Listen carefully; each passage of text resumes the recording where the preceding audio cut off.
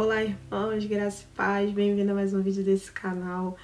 Hoje eu quero compartilhar com vocês uma palavra que Deus colocou no meu coração sobre como nós podemos permanecer firmes e separados para Ele. Na Bíblia, nós temos exemplos de homens e mulheres que permaneceram firmes e guardados, separados, com o coração ali firmes no propósito. Mas nós temos também exemplos de alguns que caíram em descuido. E com isso, debaixo da direção do Espírito Santo, a gente pode aprender, E eu tenho certeza que essa palavra ela vai edificar o seu coração nesse dia que você estiver assistindo. A palavra que eu quero deixar para vocês hoje está lá em Juízes, a partir do capítulo 13, do verso 3 ao 6. E depois nós vamos pular para o 24, que diz assim: O anjo do Senhor apareceu a essa mulher e lhe disse: Eis que você é estéril e nunca teve filhos, mas você ficará grávida e dará à luz a um filho. Tenha cuidado e não beba vinho nem bebida forte, e não coma nenhuma comida impura, pois eis que você ficará grávida e dará à luz um filho, sobre cuja cabeça não passará navalha. O menino será nazireu e consagrado a Deus desde o ventre de sua mãe, e ele começará a livrar Israel do poder dos filisteus. Aí agora a gente vai ler o verso 24, que diz assim: Depois a mulher deu à luz e lhe deu o nome de Sansão. O menino cresceu e o Senhor o abençoou. Então aqui a gente já pode ver que nós vamos falar sobre a história, um pouco da vida, de Sansão, que foi desde o ventre designado para ser nazireu, designado para ser separado ao Senhor. Deus o estabeleceu como um dos juízes que começaria a libertar os filhos de Israel, porque Deus tinha entregue os filhos de Israel na mão dos filisteus para serem afligidos durante 40 anos. Porque a palavra diz aqui no começo do capítulo 13 que os filhos de Israel tinham voltado a fazer o que era mal perante os olhos do Senhor. E por isso Deus tinha entregue eles nas mãos dos filisteus durante 40 anos. Então a gente vê que toda a instrução do anjo do Senhor que aparece, para a mãe de Sansão, sobre o que ela deveria fazer, o que ela não deveria fazer e como o menino deveria ser criado. A palavra vai dizer logo nos versos seguintes que Sansão ele vai até Tímina, que era uma das cidades ali dominada pelos filisteus, e ele vê uma moça filisteia, e ele chega e vai para os seus pais e fala assim: olha, vamos lá, porque para vocês pedirem casamento para mim, porque eu quero casar com essa moça. E aí os pais dele vão dizer para ele, será que não há nenhuma moça no meio do nosso povo para que você precise ir lá arrumar uma entre os filisteus? E ele vai dizer: não, vocês vão lá pedir ela em casamento para mim, porque só ela agrada aos meus olhos. Então aí ele já está querendo dizer, que só serve se for aquela dali. E aí a gente vai ver logo nos versos seguintes, que os pais dele falaram isso porque não sabia que isso vinha da parte do Senhor. Porque Deus estava procurando uma ocasião, uma situação para ir contra os filisteus, para começar a usar Sansão para aquilo que ele foi chamado. Porque Sansão foi chamado, foi separado para começar a libertar o povo de Israel. Só que você vê que ele fala assim: só ela agrada aos meus olhos. Deus ele usa a fraqueza de Sansão, porque em 1 João, capítulo 2, versículo 15 e 16, vai dizer que o pecado dos olhos, da carne e a soberba da vida não procedem de Deus. Então, por mais que aquilo dali seja da parte de Deus, usar aquela situação para ir contra os filisteus, quem peca, quem cai nesse pecado dos olhos, de ver e desejar aquilo que ele não pode, é Sansão. E para exemplificar o que está acontecendo na vida de Sansão, nós podemos usar como conexão Salomão. Salomão, através da boca do profeta Natã, Deus havia dito a Davi que o descendente dele edificaria o templo para ele.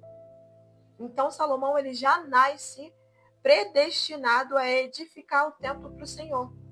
Só que desde lá de Moisés, Deus disse ao povo, quando ainda estava no deserto: não tome para si mulheres de outras nações, para poder o povo não cair em pecado de infidelidade e idolatria. E foi justamente o que aconteceu com Salomão. Salomão teve várias mulheres, tanto pelo desejo dele da carne, quanto também por questões políticas. E aí, no final da sua vida, acontece exatamente o que Deus falou. que ele cai em pecado de idolatria por conta das suas mulheres, que não professavam o Deus de Israel como seu único e suficiente Deus. Os dois caíram na mesma brecha, que são relacionamentos amorosos fora da vontade de Deus e desejos carnais não controlados. Nós vemos isso ainda quando ele deita com a prostituta de Gaza e os filisteus procuram matar ele até o amanhecer. Só que, como o Espírito de Deus ainda está nele, ainda está agindo através dele, à meia-noite ele se levanta e vai embora. Arranca os portões, a palavra diz até que com os batentes, e leva embora nas costas. E vai embora. Só que se ele tivesse ficado até amanhã, por conta dele estar na casa daquela prostituta, os filisteus já tinham visto ele, já tinham preparado uma cilada, uma emboscada para o matar. Esse amor às filisteias sempre colocava Sansão em perigo. Esse desejo carnal dele, que ele não controlava, ele não se dominava, sempre colocava ele em perigo. Fora que isso não condizia com o chamado, com o nazireado dele, com a separação dele para Deus. Então ele se apaixona por Dalila. E a cegueira espiritual vem de vez, porque Dalila, ela engana ele por 3 vezes. E ele não percebe, não discerne. Em 1 Coríntios 2,15 vai dizer que o homem espiritual discerne bem todas as coisas. E ele mesmo por ninguém é discernido. Ele não consegue enxergar que Dalila está tentando enganar ele. 3 vezes ela pergunta qual é o segredo da força dele, porque os filisteus haviam procurado ela para saber qual era a força de Sansão, para que ela descobrisse qual era a força de Sansão. E eles oferecendo muitas moedas de prata para ela. E ela, com a ganância de ganhar aquele dinheiro, procura descobrir qual é o segredo, só que Sansão mente para ela. Por mais que ele ainda não tivesse contado para ela, será que ele não percebeu que ela estava tentando enganar ele? Porque por 3 vezes ela tentou e ela não conseguiu amarrar ele. Então, no verso 16 do capítulo 16, vai dizer que importunando ela todos os dias, a alma dele se angustiou até a morte. O que significa a alma se angustiar até a morte?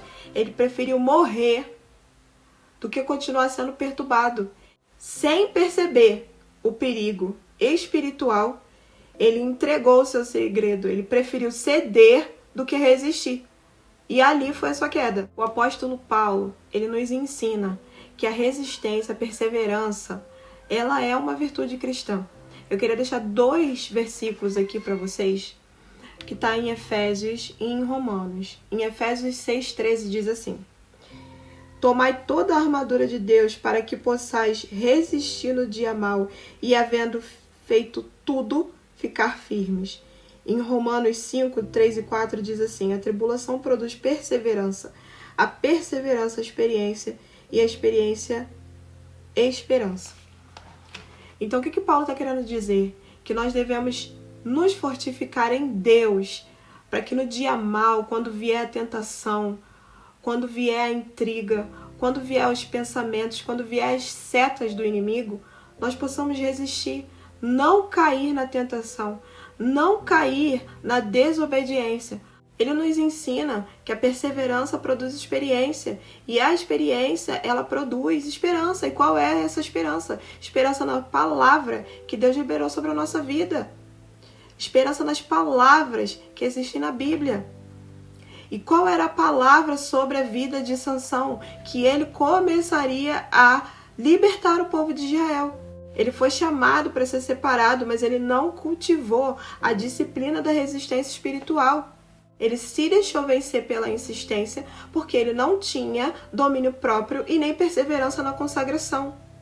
2 exemplos que nós podemos citar de perseverança e domínio próprio foram José e Jesus.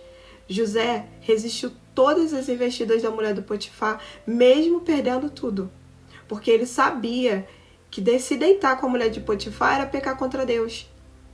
Não era só um pecado com o patrão dele, mas também contra o Deus que ele servia. Então ele preferiu perder tudo do que pecar contra Deus.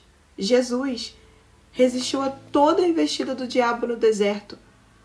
Ele usou a palavra para resistir a essas tentações e sabendo também qual era a identidade dele em Deus. Sansão confiava mais na própria força do que no Deus que ele servia.